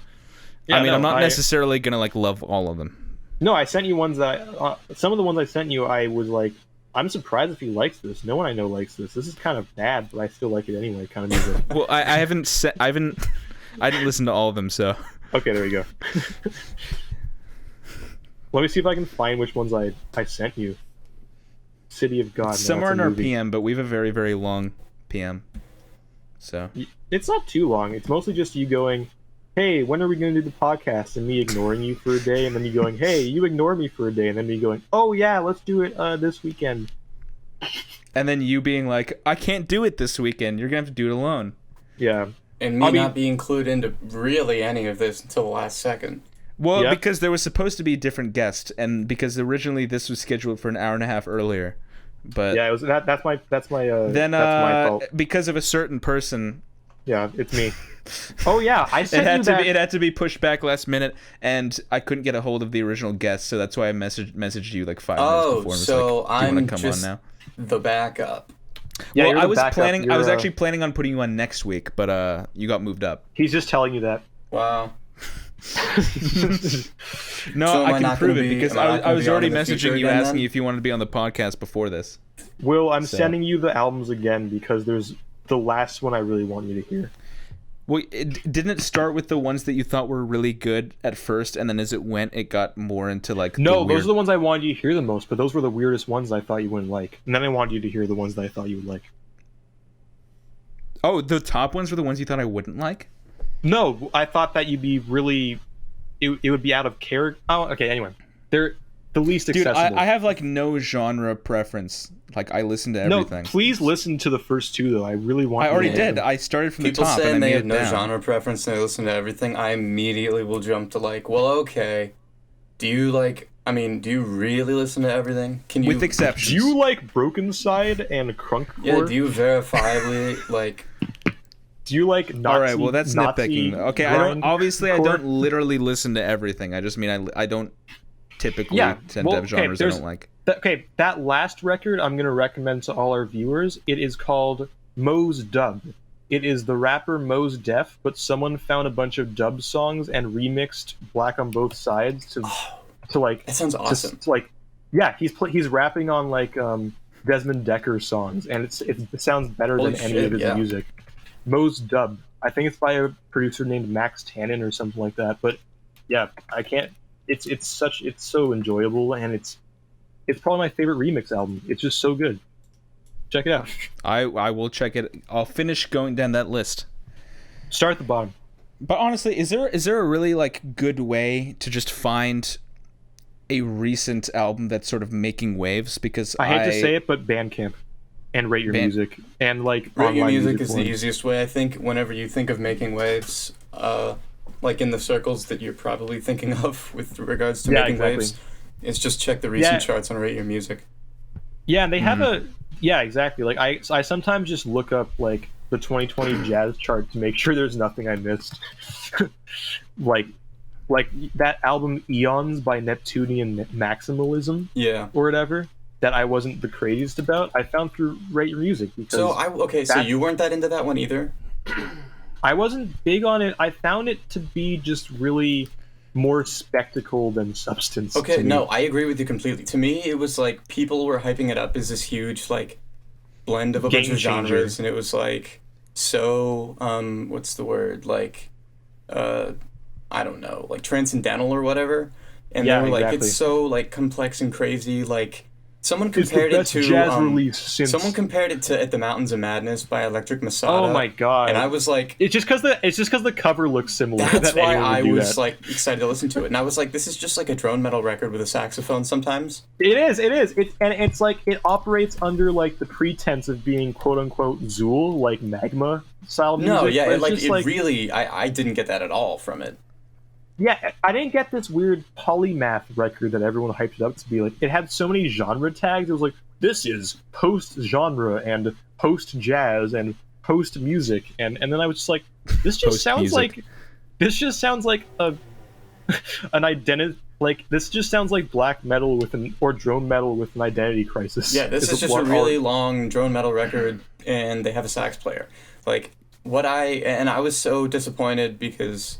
Like, I really love a lot of the, at least a lot of the better acclaimed John Zorn stuff. So, like, I mean, Mountains of Madness is like a fucking incredible record. You can't tell me it's like Mountains of Madness. And then it didn't evoke that John Zorn at all. And that's crazy because John Zorn is so many things. He's klezmer, he's so many things. He's the most prolific musician ever. And then this just doesn't invoke any of that, like anything I've ever heard. And I've heard a lot. It's like, the only reason people compared it is because it looks like the cover looks similar and it's jazz and also metal. So if I could answer your question a little bit about places to find music, I mean, if it's got to be making waves, then I guess Rate Your Music would be the best place. But for me, I like to, I talk to people in a bunch of different music servers, and especially the Fantano one because I run that. But I mean, I'm also a member of like the private tracker Redacted, which has like its own niche community of really, really pretentious pieces of shit who host a bunch of... They're all, a lot of them are super geared towards like incredibly obscure, like trance, techno, house, that kind of stuff. So if I ever need any of that, I love music just go in there and see purists. what's up. Will, what's a really good plug? What? Bandcamp. New releases. Like, but yeah, I mean, ultimately, Bandcamp is really good for that. You can just look at like amazing filter by genre and see what the newest stuff is. Awesome independent music that's happened here. They're like, I would have not known that Nat Birchall released a new record if it wasn't for Bandcamp, and as a consequence, none of Rate Your Music would have because I had to add it. I do appreciate Bandcamp a lot. There's actually this like really cool artist on Bandcamp called like Mylesia or whatever, and like. Oh yeah, music. Is it Mylesia, not Milesea? I believe so. Yeah. I thought it was Milesea my entire existence. Did you Jen, actually? Have you heard Milesea's record? Wait, you actually thought I was Milesea? Plugging it everywhere. Milesea. What's it called? Will. Oh, I made an album, but like I don't actually want to plug it. I've got tired of that. Oh, Okay. I'm like I want to die inside whenever like I awkwardly bring it. I have to tell you, man, the rest of it's pretty good. Just that one. Go for it. yeah. So this most recent project that I've been doing throughout the month of December was 25 Days of Merzbow, and I finished it. Oh. Finished it on Christmas. I did. I listened to the entire Merzbox, 2 discs per day from the Wow. 1st to the 25th, and I didn't miss a single day. And That takes. I wrote a dedication. review of it. It's on my Rate Your Music page, but I also published I'll it to check it the out. little freelance kind of amateur music journalist collective thing that I'm part of, Projector Collective. So check that out. Should I include all these links in the description? Projectorcollective.net. Yeah, I guess so. Awesome. Projectorcollective.net. It'll be there. I labeled it Yeah. Jen Makes a Mistake. Nice. Because ultimately, Oh, yeah. that's what I kept track of my thoughts in a little Twitter thread where like every day when I listened to a disc, I would just post a tweet and You summarize rated my it a thoughts. 1. You gave it a 1. Well, I gave it. I have a 3-point scale. I don't really like numerically rating things. No, I really like your criteria. Actually, there's some terrible rate your music criteria, but I like this one. I'm I very give much way against too the many- idea of boiling everything down to numerical values in conversation I instead agree. of talking about the actual qualities that define them. So in Well, order to for me, me yeah. to be like, for me to oversimplify everything to just I like this, I'm indifferent, I don't like this, it forces people Yeah. to actually ask me and engage me about what I thought of it. Yeah, exactly. It could fall anywhere on that spectrum, right? I like that a lot. People criticize me because I give too many perfect scores, but I think, why does anyone Like put me? their- Are you talking about me? No. I mean, like, rate your music crowd. Like, Oh, okay. you don't even I know hate the Rate Your Music extent as a of what I. community. It's like it's How a many great 10 out of discovery 10 resource, but it's the worst. I know that community you in the gave world. the new Cardi Worst album community in the world. 10 out of 10. Oh, So, I did, and I I mean, and how many? Okay, how many albums do you give a 10 out of 10? Like every I year? have 3,000 ratings, and I've given 2 10s this year, and I have 540 in total. 540 10s? Yeah, but also they're all jazz records, and I do think a lot of jazz artists. It's harder to gauge instrumental music. I find in that regard. Well, I'm a fan of rating music and all, but I guess I'm more of a letterboxd kind of guy. Rating Yeah. movies. Yeah, movies are different. Like, I understand why people choose one over the other. It's less of a rating thing to me and more of a cataloging thing to me. Like, if I want to find a record I really like, I can just search it up there. Yeah, it's a database to me, and that's why I like. Yeah, same. I am. Yeah, but I subscribe to them because I want it to keep existing. Like that's Yeah. why, like a while back, I tossed a little money at Wikipedia or whatever, because Yeah, it's really these are really internet helpful. databases and they're very, very good at what they do. I don't know what I would do to find a lot of stuff or be able to keep track of a lot of details without them. Whether Agreed. I like the community or not, and I really don't. I really don't. Yeah, no, They're they're the worst incredible community in the world. resources, and I just want them to keep Have you existing. seen some of those threads that exist on that? Oh my god. It's miserable. That's I never just- go to the that's- forums. No, I'm a lone I wolf on that never. completely. No, I never go to the forums either, but like sometimes I search up a question and the forums show up and I take one look at them, my eyes bleed and I change my entire trajectory. It's Yeah, terrible. but if you guys don't like that, have you been on the music board on 4chan? Why would I do that? when I was like 16, yeah. Yeah, there you Yeah, go. I'm just telling you there are worse boards out there. I don't know. And what's funny is that's still one of the my least favorite boards. Okay. No, but I is- oh, yeah, phrased you're that on weirdly. Reddit, I you're on meant Reddit. that's one of the least awful boards, in my opinion, on 4chan. Yeah. Oh, you're on unfortunately, Reddit, yeah, but, like, absolutely. Because it's a blue board, and there's a lot of people are like weirdly racist and stuff, but it's I've Well, never it's seen anybody 4chan, get so, doxxed like- on you, you know. I don't understand the Mew people because their favorite album, like almost ubiquitously, is In the Aeroplane Over the Sea, and I can't. I don't. I Whose think favorite everyone album is that? Whose favorite album is that? Isn't Like, that the have same you ever thing on met- Reddit? Like everyone on Reddit loves think that and Beautiful Everyone Dark on Twisted Reddit, Fantasy. like, if there's those threads, it's like They're a cult. what's an They're a album where cult. you never skip a song, and it's like always like Dark Side In of the the Aeroplane Moon, Over the Sea and- Rumors, Demon Days. Raise your skinny fists. But In the Aeroplane Over the Sea is just such a. Why that one? Like, it's so odd to me, and it's like, like I've never met a person who was I've met one person who was a hardcore fan of it, and just like I don't know, I don't understand it. It's just Well, so, I really love that never- record. It's on my chart. it's good, it's great. Even, Yeah, but I agree. Like, I like it. that's, I never canonizing like it- got into why it's so beloved. Yeah, well, just canonizing it on Mew as like the best thing ever made, it just constantly is like, it seems like a really weird choice. I don't know. I don't know that anybody thinks it. I mean, a few people might, but I think that overall on Mew, it's because it's an incredibly memeable album, and that's what they rely on for transmission of ideas and relatability. I mean, it's a mascot. The album cover is definitely it pretty is a memeable, mascot, so- and everyone makes fun of them for it. But like, there are actually people on there who seem genuine, and it's scary. It scares me a little. I don't That think there's record's anything good. wrong with calling that one of your favorite. I mean, and like I said, like I think for a really long time it was probably in my top 10 records, and currently it's somewhere in the top 100. I don't know, but Yeah, same here. But like, well, it's not my. It's I don't.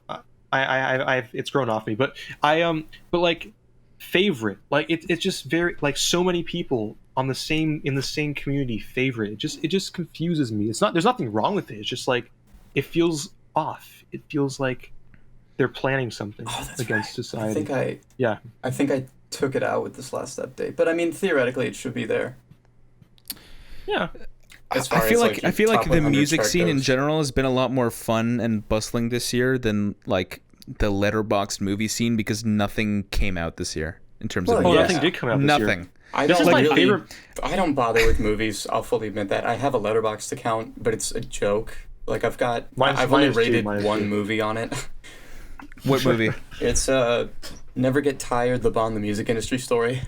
Because I haven't even seen that. Bond the Music Industry is my favorite band, and There you go. that documentary like changed my life. So Well, There I'm you go. looking at letterboxd, and like I started a label. There were, Did you like, give it half a- there were, did like, you give it half a no- star?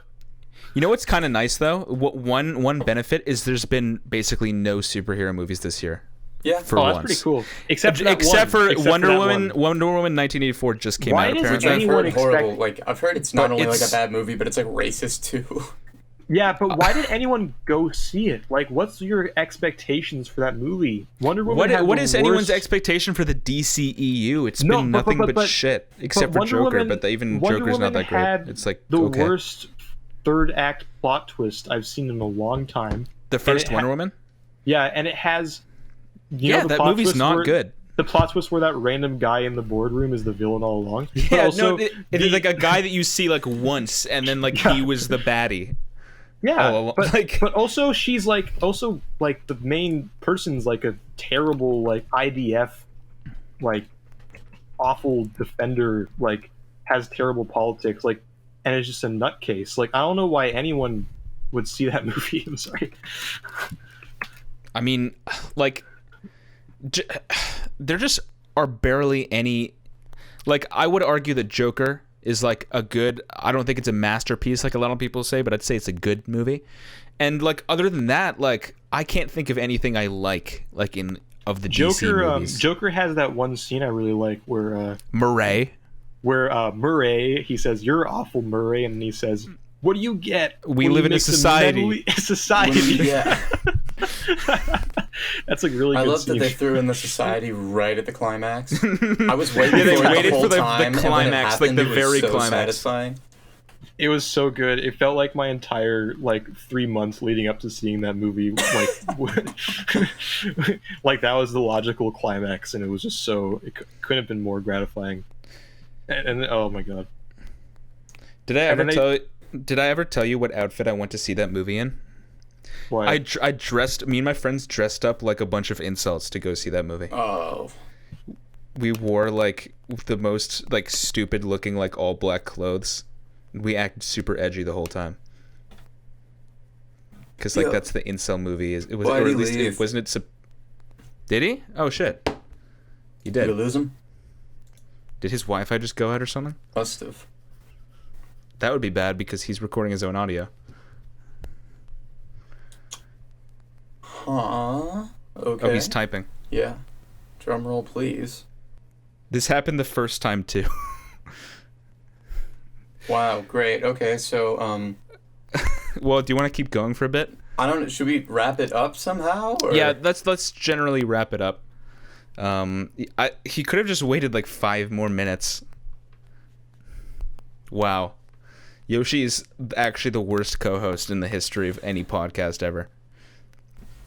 He's only been on 2, and he did this both times. Man, my partner is like downstairs, and they were just like, "Yeah, okay, whatever." All right, well, I wanted to close on talking about McCartney 3, which would have made Yoshi very happy, but I guess Yeah, I didn't actually get around to listening to it. I only listened to the first few songs. It was basically what I thought it was going to be. So. I heard there was like one track that was really, really good and experimental that everyone really likes. That's the weird thing about Paul, because sometimes even now he makes tracks that are like just surprisingly good, but then he just like sells out and makes this super generic like pop track where he's trying to be like a millennial artist, and it's weird. Is that what the first couple tracks were like? Because I didn't get around to even hearing the singles or whatever.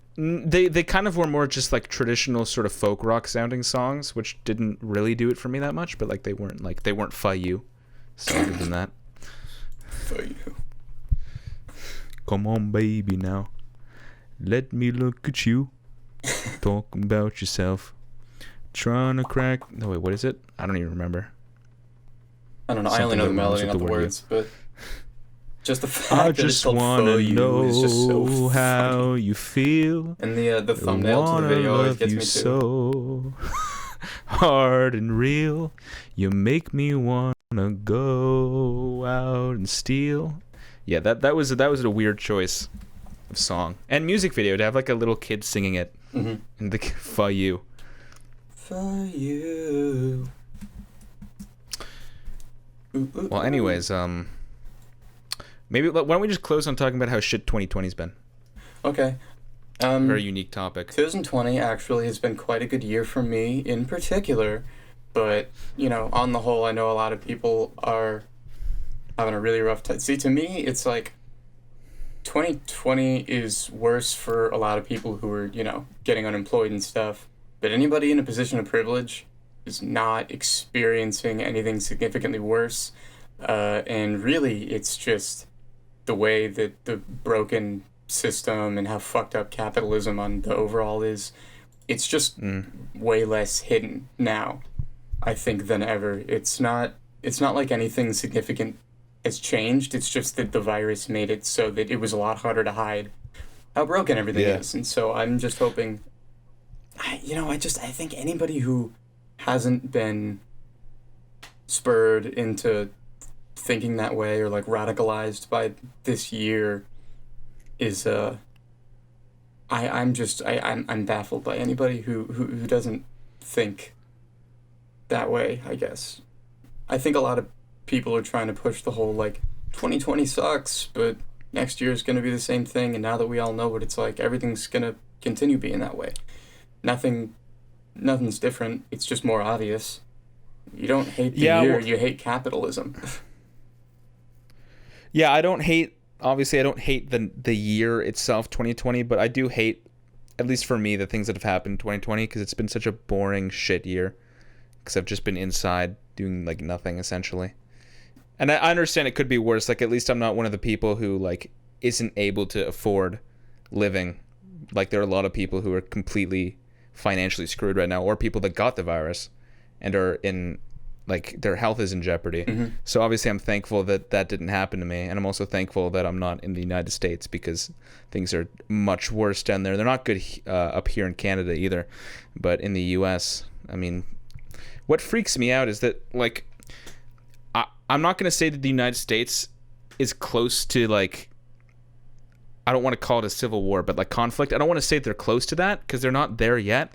But what freaks me out is I feel like the United States is closer than it's been in a long time to like open conflict between. Yeah, I would probably agree with that. I think that I would think that like maybe like over the summer was when that was at its peak, and it's died down a little bit. Which, unfortunately, is a little unfortunate just in my head, because I think people should continue to be outraged about it rather than just, the news stops covering it, so we stop caring, But, yeah, I do agree that at least tensions are the highest between what one could say, like, quote-unquote, both sides or whatever. Yeah, it's we'll see what happens, I guess. But 2021's not gonna like be a good year. Like, no, it's not. But I'm gonna, I'm not gonna sit back and say, "Oh, the year sucks. Why is this happening to me?" I'm the type of person who's gonna take action against everything. I'm attending every possible protest. I participate in a lot of mutual aid nonprofits and stuff, and I encourage everybody I know to, get educated and understand what's fucked up and what we can do about it. There's a serious increasing problem, which is that people just have different sets of facts that they believe. So it's almost impossible to like convert people to your way of thinking because they operate on like a different reality. So there are people who've turned against like the idea of education itself because they think it's like Marxist like propaganda. So they actually like discourage the idea of going to university or their kids going to university. Which, I mean, it's such a ridiculous thing that I think is especially ridiculous and almost funny in a sad way to me because... Well, it's like self-sabotaging. But the same thing with being an anti-masker, like you're going to get it and spread it to your family. Yeah. Like you're hurting yourself more than... I mean, you are also hurting the rest of society, but like mostly you and your family. It's like... And also people have like a lot of people have turned against like doctors and scientists. Yeah. Like people are literally just turning against intellectuals in favor of like conspiracy theories, like more so than ever before. It's an alarming thing to see. That's because it can be profited off of. I mean, that's why people like, I mean, Fox News is a big thing, obviously, but people like Alex Jones just pump out like bullshit. Paul Joseph Watson selling like snake oil. Yeah, exactly. Like actual snake oil. Actual snake oil. I've got a friend who's got parents who are so into that, and she's got to like, pretend that she's taking these like silver supplements or whatever. Really? They give that to her to like take? Yeah, it's horrifying. That stuff will fuck you up. That stuff, like, what is that even made out of? Genuine silver. Like, it's got like trace amounts of silver, but if you look into like, the effects of it, it's poisonous. It's bad. I thought we've been past this since like the medieval times when people ate lead and shit, but apparently we're not. I would have hoped we were, and I keep getting proven wrong by that. Yeah, it's fueled by fear, but not just fear, also like disgust, like the idea of you don't want to be a feminine liberal. You got to take male vitality pills to keep yourself a testosterone-fueled Republican beefy man. I mean, you could say inferiority complex, but ultimately, where's all this stemming from? Is people needing to be superior because of the way that society has ingrained that in people who are like, conservatives for the last 50, 100, etc. years. I guess, 50 to 100 in the more modern sense, but even before that, when it was like male-dominating society, and that's kind of the obvious thing. But just in general, that males or even anybody needs to be in a dominant position over their peers, because you need to be successful and you need to compete with everybody, and that everything is inherently a competition rather than cooperation is the most counterproductive thing, I think, for society. That's what's ingrained in people's heads, is the constant rat race and competition between parties, because that's why everybody is so afraid of, I mean, aside from, just regular propaganda about socialism, communism, whatever, is that people are afraid of anything that mimics that kind of society, even if it's proven to be successful in other places, just because they don't want to be viewed as, having to share or being inferior, because it's been ingrained in their heads since birth that you need to crush the competition and be ahead of everybody, and you're not successful if you aren't, making money off somebody else's labor or whatever. A lot of it is driven off of not only fear, but like just this like post-Cold War like idea about how the world works, and like the idea that socialism is when the government does stuff, and if the government does stuff, then that equals socialism. Like, and when the government does more stuff, it's communism. Is that what like Dennis Prager said or whatever? But like, so few people even know what the word socialism means in the United States. Yeah, no, exactly. They Like- just they hear socialism, they think communism, and then they just go, "Oh, that's like the dirty Russians or whatever," or that's the enemy. Chinese. They're communists are simultaneously these super high-tech spy enemies and also the starving The shithole. people in the street. Yeah, exactly. They can't reconcile their own logic. It just depends on what the context calls for. Yeah, it's bizarre. I mean, Canada politically is kind of like the same as the United States, but like on a lesser scale. So things are less extreme here. So there's less conflict. I think Canada is just generally less like post-Cold War like conservative than the United States is. Mm-hmm. But that doesn't mean that there isn't that doesn't exist within Canada too, because it does. No, I'm sure it does. Yeah. Yeah, I mean it exists everywhere. I mean, what's interesting is that that's actually less prevalent in Europe, even though Europe shared a continent with the USSR and dealt with them more directly than the United States did. Yeah, it's exactly. the Overton window. And if you to listen to what what spectrum is completely shifted. You're right. Yeah. Deprogramming is the hardest thing for those kinds of people. Once you go down a rabbit hole, it looks like I feel like it'd be super hard to come back out of it. Because once you believe that like all the news is like fake and it's all like a conspiracy from like the Zionists and like the pedophile ring at the top or whatever, then obviously you would reject when people like tell you that the conspiracy is insane, because you believe that they're all brainwashed by like the media. And like any signs that seem to point away from your conspiracy, well, that's just been like planted there to make it look like your conspiracy is false, but it's actually not. So it's incredibly hard to get someone who's down the rabbit hole of a conspiracy like back out of it. It's famously difficult, in fact, but it's a lot easier to get people to go down it. It's like a slippery hole that's very difficult to climb out of, but very easy to fall into. And like QAnon, I think its numbers are higher than. I guess QAnon itself is fairly recent, but I guess just like those sorts of conspiracies in general are at an all-time high in terms of people that subscribe to them. Mm-hmm. And I think it's gonna keep going up, and it could spell trouble. Like a lot of it. Like we already saw people who like went to that one pizza parlor because they believed in Pizzagate to like liberate the children. I know about Pizzagate, but I didn't hear about that. Yeah, there are people that went to like liberate the children in the basement of a pizza parlor, and the pizza parlor didn't even have a basement. But they still like came in with shotguns and like yeah, it. And there are also the people that tried to storm.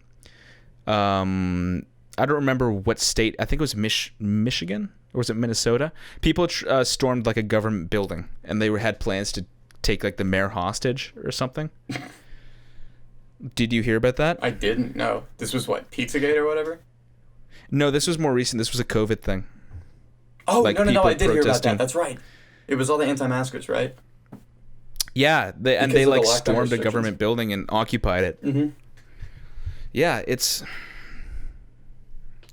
Have you seen the videos of like anti-maskers like forcing their way into Walmart A couple and of like them, yeah. claiming that it's China if you have to put a mask on? This isn't China. This is America. You're discriminating against me. This is literally like segregation in the 50s. I've seen people say that too. That it's the same thing as segregation for them to be forced to put a mask on. That a business being able to decide who they want to serve is the same as segregation based on your skin color. Like, how can you even wrap your head around that and think that that makes any goddamn sense? The only way to reconcile any of that within themselves, any of the ridiculous conspiratorial whatever, is to just be a victim. That's why they always play victim. Yeah. It's easier than having to rationalize anything, because anything can be, I'm being victimized, and like, everything you're pointing at me is it's against what I believe, because you just want to see me fail or whatever. Mm-hmm. Or you just, you hate us and you're trying to keep us out. It's like, no, it's a safety thing. I don't know. Anyway, this has been a really weird tangent for us to have gone off of right as Yoshi left. Yeah, maybe we should wrap it up now. Mm-hmm. But I think this was a good one. We made it over a lot of stuff. There was a pretty long tangent about like conspiracy theorists and anti-maskers at the end there. Mm-hmm. And I think, just to close on something, I think it's a shame that there are so many conspiracy theorists who believe all this insane shit, who like give conspiracies in general a bad name, because there are certain things that are technically conspiracy theories that are true and actually very important for the public to know, like that the government did shit like MK Ultra. Oh yeah. Or the things they did to like black neighborhoods. Things that are completely verifiable, yeah. Under like the Reagan administration. Yeah, like those are technically conspiracies, but like they're true. And there's certain people who, if you bring up things like that, they'll act as if that's just as insane of a conspiracy theory as QAnon. So it gives the entire idea of a conspiracy theory a bad name. And when there are actually legitimate conspiracy theories out there. Yeah, which is... Because all conspiracy theory means is like a theory generally within a government that was hidden from the public. That's with conspirators in on it. That's all it means. So it can be literally it was a conspiracy to stab Julius Caesar. Like, right, yeah, they conspired to do that. Yeah.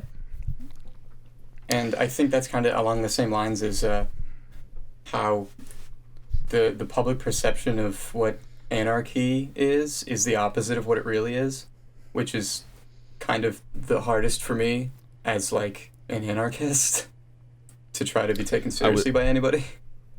Uh-huh. I don't know. I don't think I've actually met an anarchist before. Oh, really? So yeah, I don't believe so. But I think that we've been going long enough that we should probably still cut it before we get any deeper, because we're getting pretty deep into the political side of it. Mm-hmm. So, well, anyways, thank you for coming on. Yeah. I wish that Yoshi wasn't a little bitch, so he was here to also say bye to you. But yeah, thanks for coming on. This was a good one. It was I will let you know when I post it. If there's I don't know if I'm gonna be on again at any point or whatever, but if you go ahead and reach out, because thank you. Now I know what it is and I can actually do it.